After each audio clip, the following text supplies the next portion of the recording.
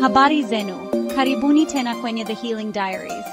Leo, nataka nishiriki mkasa wangu wa kibinafsi na wenye uchungu ambao ulibadili kabisa mtazamo wangu kuhusu uaminifu na mahusiano. Nilipoteza imani na wanaume nilipogundua mume wangu alikuwa na mke mwingine na watoto mapacha wa kike. Yote ilianza nilipokutana naye mjini. Alikuwa mkarimu, mwenye upendo, na alinifanya nijihisi wa pekee. Baada ya muda, aliniambia anataka kukutana na wazazi wangu. Ilikuwa kama ndoto inatimia. Tulikwenda kuwatembelea wazazi wangu, na baada ya hapo, tukaanza kupanga harusi yetu ya serikalini. Kila kitu kilionekana kizuri, mpaka siku ya harusi ilipofika. Siku ya harusi yetu ya serikalini, nilimgoja siku nzima. Hakuja. Moyo wangu ulivunjika vipande vipande. Sikuamini kinachotokea. Usiku huo hatimaye alinipigia simu, akiomba msamaha sana. Akaahidi tutafunga ndoa kesho yake.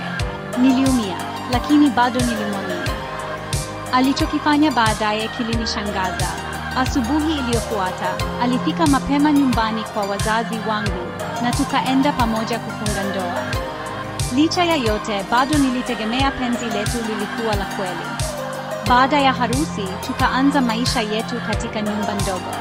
Haikuwa kubwa, lakini nilifurahi kwa sababu nilifikiri tunajenga maisha yetu pamoja. Miezi michache baadaye, nilijifungua mtoto mzuri wa kiume. Nilihisi kama hatimaye tulikuwa tumeanza familia yetu. Kisha kila kitu kilibadilika. Siku moja, mume wangu aliniambia anaenda safari ya kikazi nje ya mji. Alichukua vitu vya nyumbani, akisema anahitaji kuandaa mahali atakapokaa. Nilimwamini, nilingoja. Siku ziligeuka miezi. Alikuwa ameenda kwa karibu mwaka mzima. Nilianza kuwauliza marafiki zake alipo, na hapo ndipo dunia yangu ilipobadilika.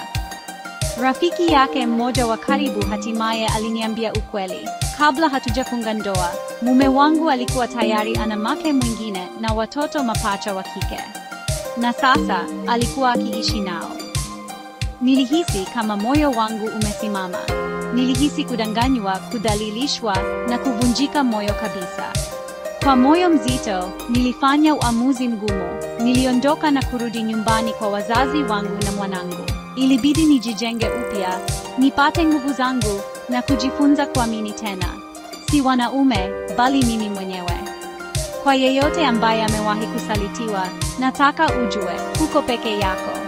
Matukio ya uchungu kama haya hayatufanyi sisi tulivyo. Yanatufanya tuwe na nguvu zaidi.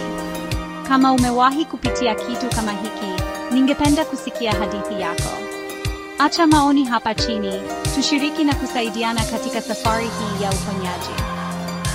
Usisahau kulike, kushare na kusubscribe The Healing Diaries kwa hadithi zaidi za kweli na mazungumzo kuhusu kushinda kuvunjika moyo na kupata amani.